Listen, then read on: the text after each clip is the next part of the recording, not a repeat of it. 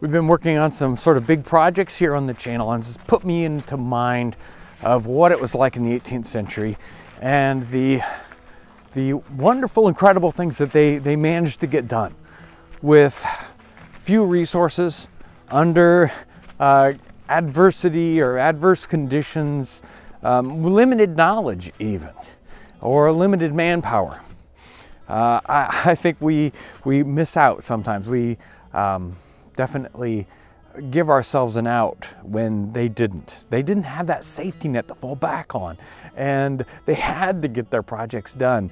And I think we can really take a page out of their situation and say, yeah, we need to buckle down. We actually need to pick up these bigger projects that might seem just a little too big to do, and get started on them. I know I really think about that for me, and on some of these bigger projects, that's kind of what can spur me on when I look at those situations and say, they got it done. Why can't we get it done?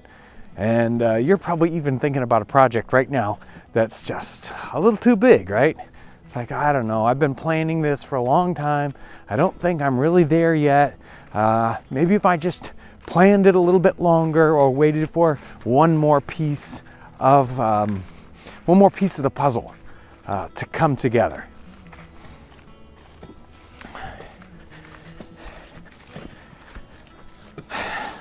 I want to challenge you to pick up that project and get started on it. Do it. It's worth it. The accomplishment's incredible. And I know every time I finish one up, it spurs me on to the next one. I want to thank you guys for all your amazing support, everything you do for us here on the channel, and thanks for watching today.